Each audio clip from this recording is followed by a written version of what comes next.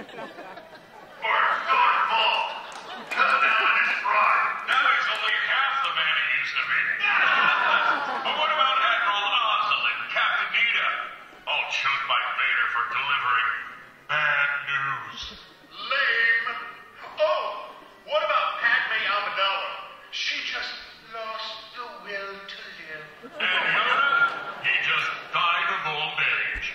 Loser. Yeah. Yeah, and what about Jabba the Hutt? What about it? He got strangled by a princess in a metal bikini. Yeah, that's how I want to go out. Yeah, bring it on. Shoot it. Come on, dude, hit me again. You're right. Yeah, that's how I want to go out, too. Really? I figured you want to go out like the Rancor and have a big metal door dropped on your head. You just won't let it go, will you? No. I hate you. I'm beginning to wonder if you're even qualified for this position. I'm overqualified. I say we test him just to make sure. That's a good idea. You in the back, run the test slides. Bring it on. Okay, nobody help him out. Who is that? Really? Talk about easy. You didn't even try to test me with this one. Then what's his name, Mr. Big Mouth? It's Bubble Wrap. Boba Fett. Yeah! Hate that guy. He works for us. So? Last year the big jerk blew me up with a rocket. Oh, yeah. That was great. No! It wasn't! Yes, it was. Roll it. Oh, yeah. Almost better than the bunker boy. You bet. Can we continue, please? Next slide. Duke Jaywalker. You mean Luke Skywalker? Yeah, her. Him. With that haircut? Next. Obi-Wan Baloney. Kenobi. Obi-Wan Kenobi Baloney. Next. Speedo? No. C. Creepy Joe. No. Admiral Snack Bar. Hold on. Next. I know this one. Sand People. Whoa, whoa, whoa, whoa. Whoa. What? Those of us that are civilized call them Tusken Raiders. Here in the Empire, we don't tolerate being disrespectful to any species. Got it? Next. Go! Filthy little creep! Next slide. Gross, you are... I hate those horrible. Next! No! Next slide! Moving on! That was horrible. I just threw up my helmet. Now, this one's easy. Yeah. You better get this one right. Oh! I recognize him. What was his name again? Oh, yeah. Lassie. What? No. Gooey. Gummy. Sticky. It rhymes with Louie. Carl. No. It's Chewbacca. Oh, that's right. How could I forget that? He's so cute. I just want to pinch his cheeks. Are you kidding? He's on the Empire's most wanted list. That guy? Yes. Overrated. He's extremely dangerous. I call shenanigans on that claim. I'm telling you, you can pull your arms out of your sockets. See it happen. Please. That guy is incapable of doing anything dangerous to any of us. And I can prove it. This I gotta hear. Absurd. First of all, he's slow. He's loud and terrible at fixing things. Not only that, his aim makes us look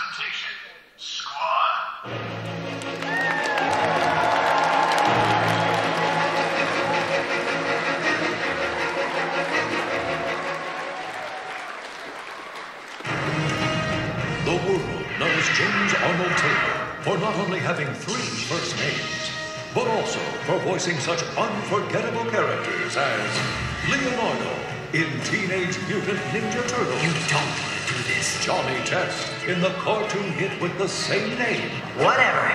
The prehistoric king of cavemen, Fred Flintstone. Fred, yibba dibba. And Jedi Masters Plo Koon and Obi-Wan Kenobi in Star Wars: The Clone Wars. Need some help? Yet these all pale in comparison to such Herculean characters as this ugly horse-like creature, What are you calling ugly? or random guy eating an apple, Is there an echo in here? or the unforgettable and irresistible Mini Hey Wheat. guys, sorry we're late. But now he steps out of the vocal booth for his newest role as host for Star Wars Weekend. Please welcome the small man with the freakish vocal range, James Arnold Taylor.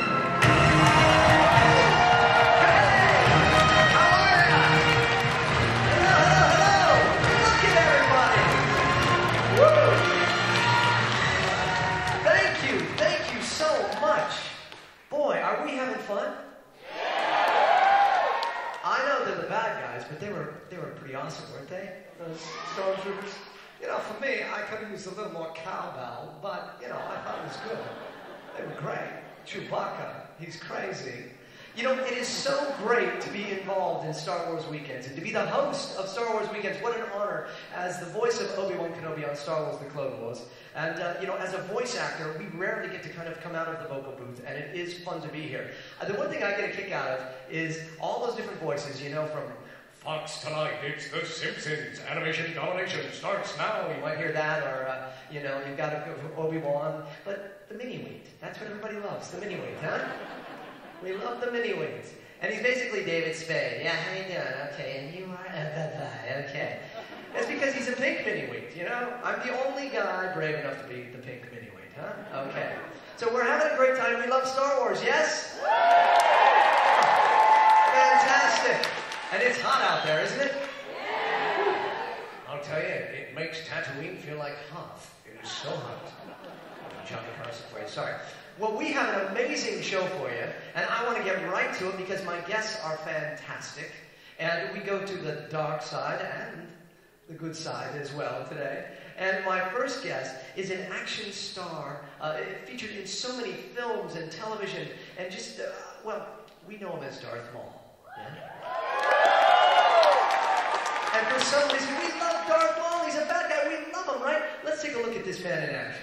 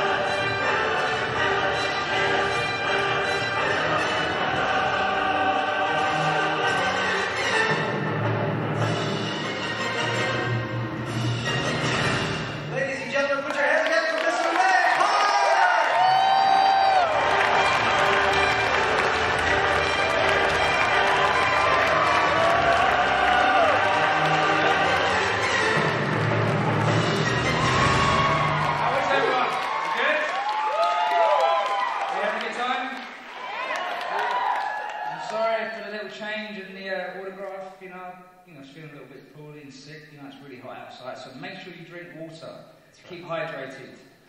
Don't be like me and pass out. Well, we've got water for you here, so have a seat. Take a load off. It is so great to have you here. We've had so much fun. Yeah. Star Wars Weekends. We're in our last week. Can you believe it? Last weekend. I cannot believe it. But you've been on Star Tours. I have. Yes? Quite a few times. And you enjoy it? I love it. Anybody else? Woo! 1 or 2? Woo! Yeah. Now, you've got a little something that's happening after this at 4:45. Now, it is hot out there, so you want to come back to the Premier Theater at 4:45, right? Because we take a visit to the mall with Mr. Ray Park. That has been so much fun for us to do. That has been. I've really enjoyed playing around with you on Oh, stage thank you. and having fun. Well, for those of you that don't know Visit to the Mall, anybody not seen Visit to the Mall before? Okay, Oh, you better all come. have to stay, but look at how many people have. Tell the folks that haven't how good it is, yes? Woo!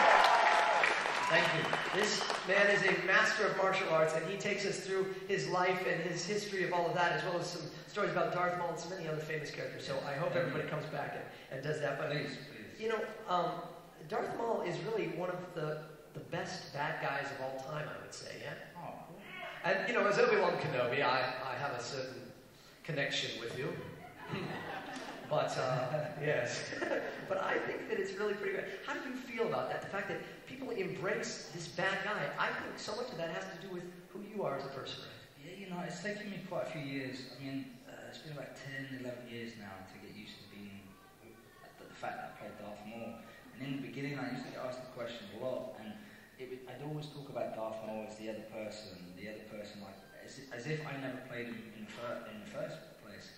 And then just over the years and having kids of my own, and you know, being able to share more stories, it's as an actor, I now see the attraction with like being the bad guy. Like there's been times where I wanted to be the good guy in a role, but the bad guy gets to fight everyone, and you know, gets to do more things and more, you know, naughty and crazy things. So it's still, I'm still getting used to it, but I'm embracing it and having fun with it. Your inner Maul. Do you have a fondest, what is your fondest memory of being Darth Maul? It's just, you know, and one fond memory I have is we were in Tunisia and Liam and I just finished filming the Desert Fire, and it was rescheduled because we had these big winds and sandstorms and the sets were blown over, so the flight was pushed and we had to film it the following day. We finished the fight in one morning because we were, you know, it got really hot there. So George called an early wrap, you know, at end of day for the whole set. And we went back to the hotel, and the whole crew were in the pool, and George was there. And I dove in. I remember him just sitting on the side, and I just thought it was really cool. And I was like, hey, George, hey, Mr. Lucas. And I said, was it good? Did I do a good job? Was it good? He goes, it was a great day. And I remember looking around, and the cast members are there, and we're in this hotel in Tunisia, and I thought, this is awesome. I'm very lucky. Yeah, well, it is a wonderful world of Star Wars. And now, speaking of Liam Neeson and Ewan McGregor, you did a lot of training with them, right? For many months, was it? Or you know? We were on a fight rehearsal for about 2 months before. Over 2 months before I was playing Darth Maul. So I was eager to just get on set, be painted up. Yeah.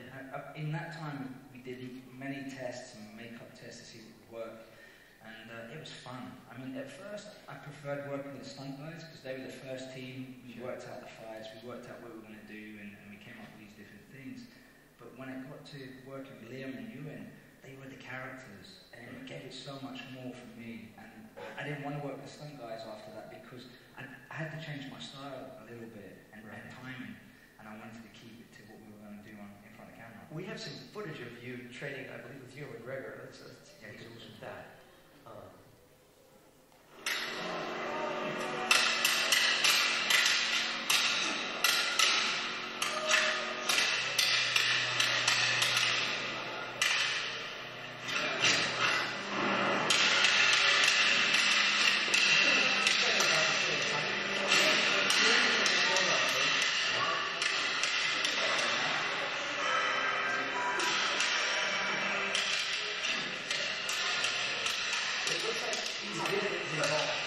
You know, the thing about that is not making mistakes.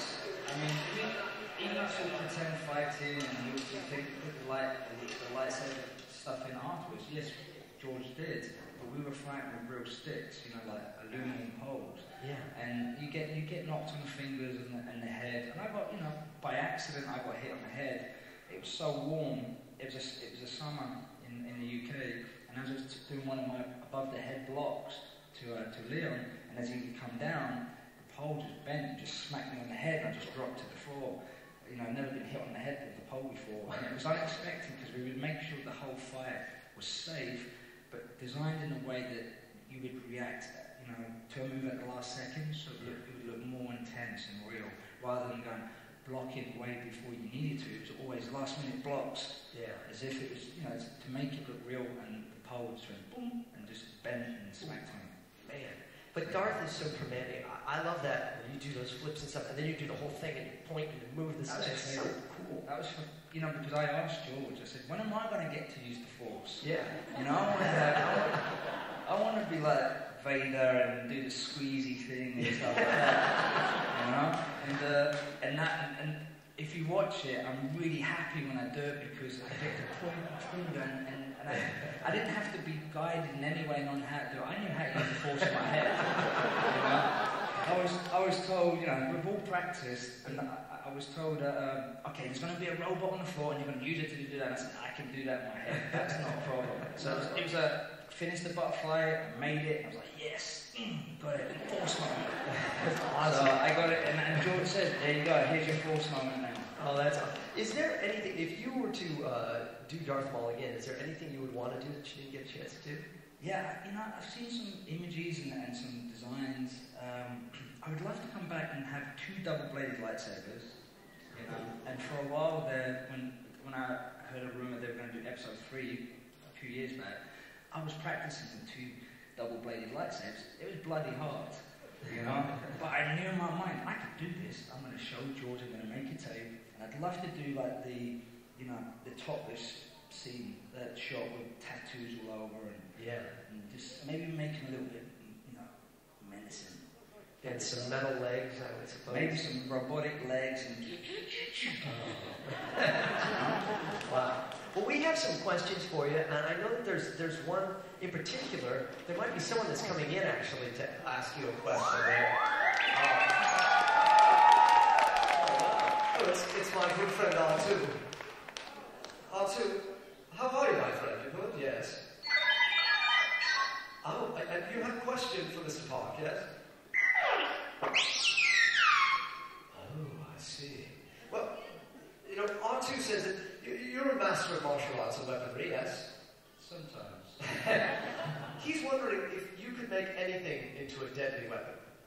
I'm sure I can, yes. So if I, for example, had, say...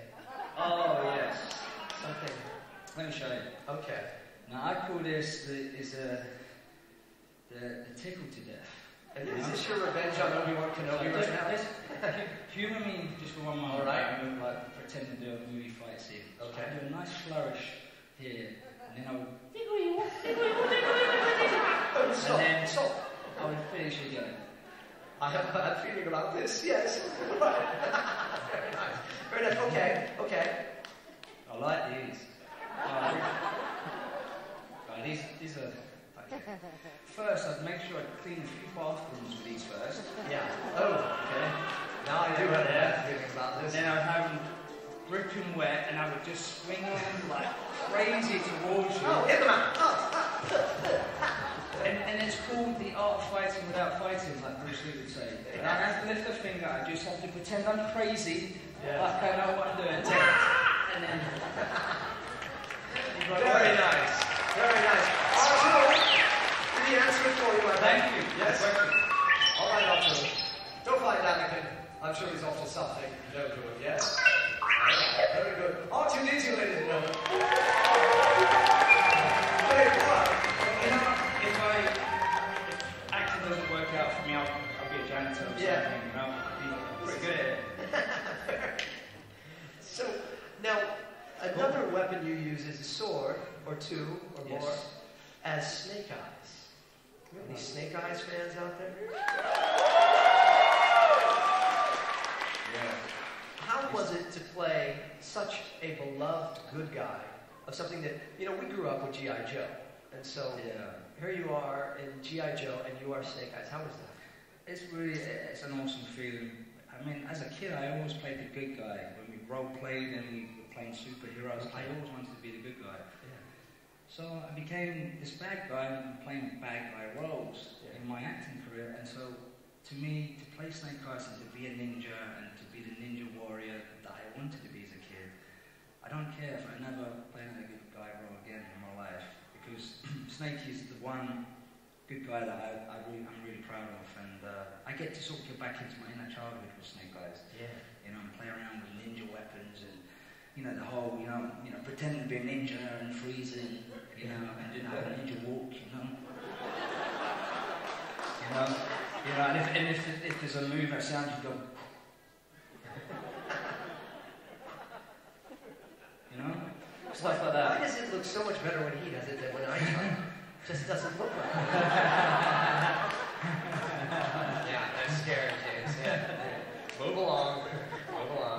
Well, we have a clip of you in action in Snake Eyes, a little behind the scenes here. Let's take a look at the screens. When our master was killed, you took a vow of silence. Now you will die without a word. Storm Shadow and Snake Eyes is really the thing of legends, you know. And they have a blood vendetta that is really one of the strongest I've seen on track. Well, Snake Eyes is possibly the most important character in the G.I. Joe canon. When you go in knowing that, you know that you have to pay particular care, both in the way that he's represented, in the way that he's written, certainly in the way that he's costumed, because these are the areas that you really have to get right for the fans. I knew that there had to be a climactic battle between Snake Eyes and Storm Shadow. It's an epic story set within our story about these two guys who met each other when they were kids. Snake Eyes took a vow of silence because of the death of his master, and that really interests me as an actor because I really do like to use my body in a physical way. He's just a phenomenal character in comics and cartoons that growing up as a kid, I wanted to be like that. You know, so whenever I saw a ninja movie or a martial art movie and the guys were bouncing off the walls, I wanted to be like those guys. Wielding shiny blades and spinning at each other and flipping and bouncing and jumping and breaking. You know, I get to do a little bit of body popping and breaking in there, so it was fun.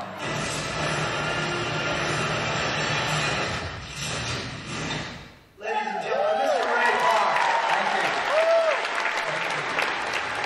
I don't know, can I play a funny story next? Yeah.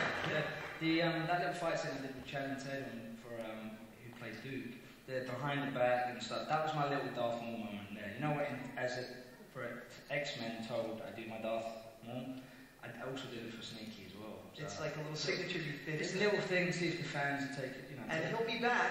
You're doing G.I. Joe 2. Soon. And he's reprising his role as Snake Eyes. Ray Park, ladies and gentlemen. Thank you, everyone. Well, now our second guest is Star Wars royalty, truly, and he's created one of the most beloved characters in the entire Star Wars saga. Take a look at the screens.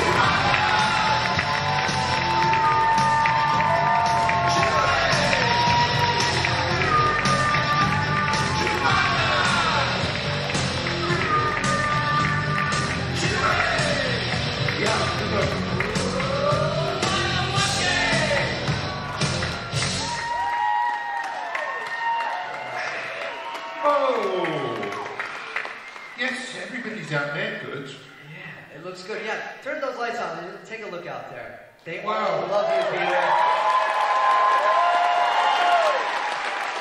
How great is it to have Mr. Peter Mayhew here, huh? You have been at every Star Wars weekend. Yes. That is fantastic.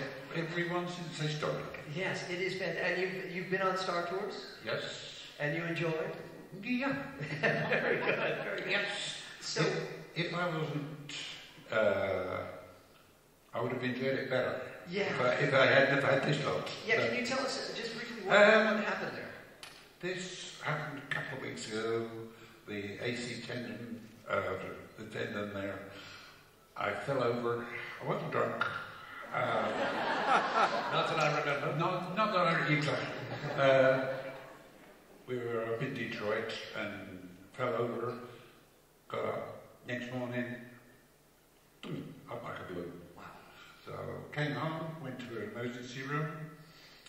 They found that the AC, the tendons had almost broken. Oh my goodness. So, a very clever doctor tied them all together, and here we are at Disneyland. Well, fantastic. We are so grateful. So very, very grateful. So, I've got to ask you, how does it feel to be truly one of the most beloved? Now we have one of the most beloved bad guys, but also one of the most beloved good guys in movie history. How does that feel? It's grown. It grew on people because of the generations. You'll know this. Yeah. Each generation has each movies have their own characters, and each generation is brought up on that particular character. Yeah. It's just after when Empire was being cast, we knew we got something pretty good, and it gradually just crept forward and forward, and it. Now we're talking 3 generations. It is fantastic. So it's fabulous. And everybody loves Chewbacca. Lawrence Kasdan, a very talented man himself that had a little something to do there with Empire, he had some very kind things to say about you. Now, let's take a look at the screens. I always thought that Chewie was like the warmest character in the whole saga. He's like a plush toy, a gigantic plush toy. And he's like a dog, really, and I have a dog, and I'm devoted to my dog, and a lot of people are. And this is a dog that, not only are you devoted to him, but he's completely devoted to his master, to his son, And when he thinks things have gone horribly wrong, he reacts the way any feeling, emotional dog would, which is he howls. When he's confused, he whimpers and makes those sounds. When he's angry, he defends his, people that he's alive.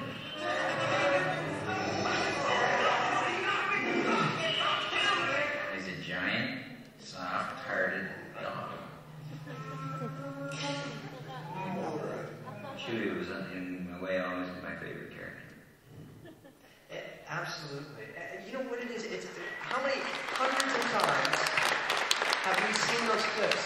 And I still get a lump in my throat, Peter. And it's from your acting and doing those movements. When those doors closed, that was not in the script, right? That was in the script, but it was a very almost single line thing that they decided. They made the decision that nobody was going out that night to look for the guys outside, and then we did the scene with the ladder, and suddenly you hear a complete silent stage, and then someone goes bang with the two doors close. I think we did that about 3 times, and each time I see it now, I still get along, as much as anybody. Oh, that's great. In my my throat, and it's one of the nicer parts of that particular character. Oh, I've got to say also, this last year we had 30 years of Empire Strikes Back, and I was privileged to be with you at the Hollywood screening there where we did for St. Jude's, and Harrison Ford was there, and from the stage, Harrison was talking about what a joy it was. And was that on your birthday, I believe it was? Yep. And he was saying what a joy it was to work with you. How was that? Was there kind of a kinship there, and that the two of you? Well, there has to be. Yeah. Any 2 actors have to correspond with each other into those particular characters. Otherwise, it just doesn't work. And that works throughout the original trilogy, and it just works. And, you're there, you're doing things, and you're making stuff up. Yeah. Unfortunately, George is very nice about it. He will change stuff, and Harrison had some very good comments to do. Some of the scripts that George wrote were, as you know, were terrible. But when I say terribly, they were terribly technical. Yes. So, I got out of that one. You skimmed the water there. Yes. You got us out of it. Yes. Looking good. Yeah. Well, so now we have many questions here. We do have one on video that someone had a question for you. You mind taking a look at the screens, everyone, and Peter, see if you can answer this question for us. Okay, Peter. Mark has some questions he really wants to know. Yeah, I'm going to blush when I ask this, but do people realize that as Chewbacca that he's naked? I mean, do you have those things that they have, the protection, you pull it down and you put it on the seat of the Millennium Falcon and you sit on it? Like, I just don't know. How do you carry your keys around? Are there keys in the Millennium Falcon? Do you have the little stretchy thing? Or you keep it in your purse? Keys are in the purse. I know it's in the purse. Keys are in the purse. Keys are in the purse. So glad I asked. Yes. So are the keys to the Millennium Falcon in the purse? Yep. Chewbacca's purse? Oh, boy. Okay. Yeah. Now, let me ask you about that costume, and also, but not just that, but speaking. Was there ever a time on set where you were speaking? Occasionally. Yeah. But they hid it quite well, and that there's one section where we're talking about Obi-Wan. Oh yes. The quote is, "The old man's mad." That was one of the. Someone had to start it off. Right. Chewie puts his big foot in it every time, so he goes there. We actually have that footage. Take a look and take a listen to Mr. Peter Mayhew. The old man's mad. You said it, Chewie. Boy, where'd you dig up that old fossil? That is a great man.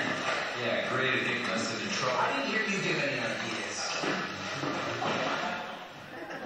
And there you are. Wow. So now, it's so fun to see that footage, isn't it? Outside of the normal. But we have some other times where you were talking as Chewbacca. Let's see if you remember this one. Take a look at this.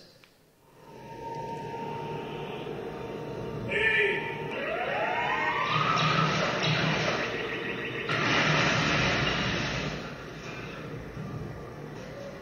I'm cold. When you think about that was in the middle of Norway in April with about minus 50 degrees. So it was cold. Snow up to your elbows and everything like that. And all I got on is a Wookiee suit, a Wookiee skin. Everybody else has got snow boots, snow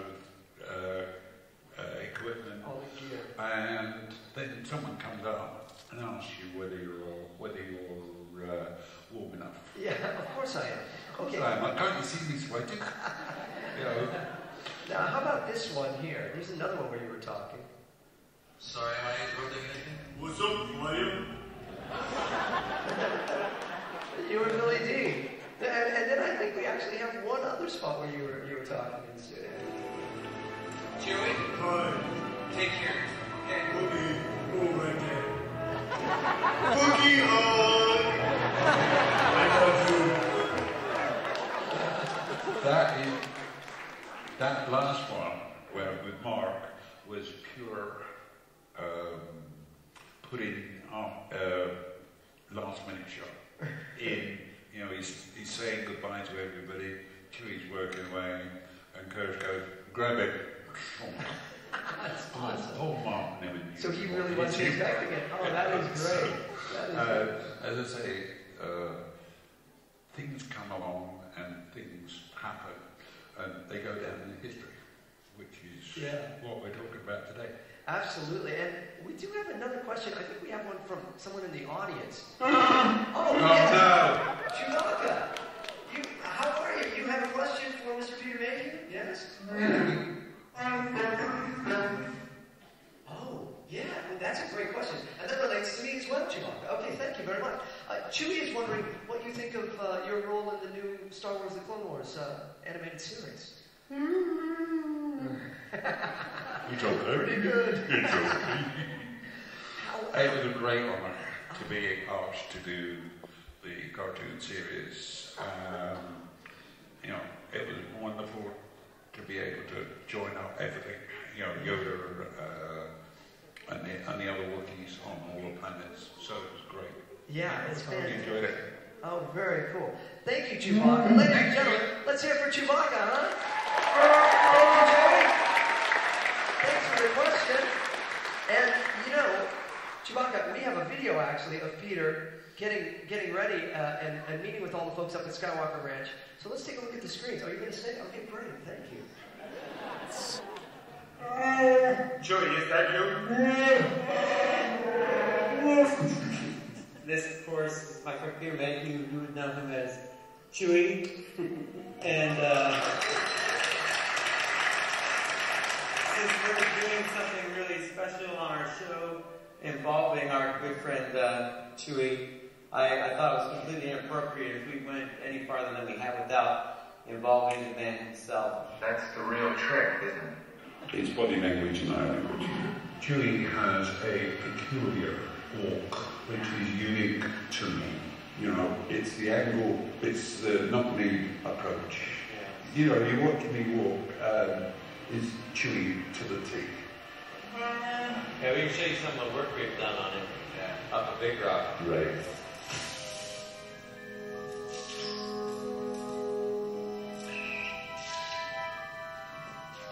What is that?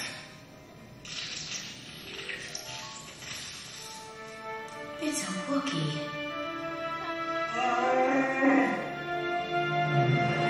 That is correct.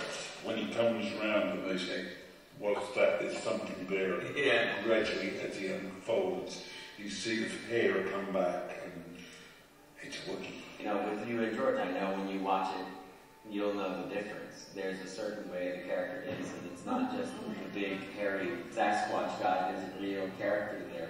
Everything is right. The face is great. You guys have done a wonderful job.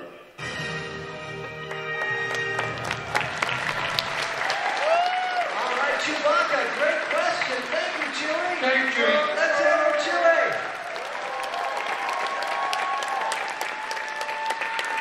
Fantastic. Wow, it has been such an honor, though, because that in Clone Wars, that was the final one for our season, and it was so great. And it has been such an honor as well to have you both here. And, you know, it is Disney, and it is Star Wars weekends, and we have kind of a tradition here of ending things. And I have some ears for you there.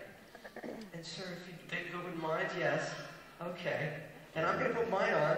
And Ray, could you join us over here? I'd love to. We need to do this in true Disney fashion for all of you because we've had so much fun. And, you know, pretty good, right? Not too bad, these gentlemen. The most in Star Wars history, I think. All right, so you guys know your parts, yes? Yeah. I'm going to go to you first, then to you. All right, very good. And a little music, maestro, please. Now it's time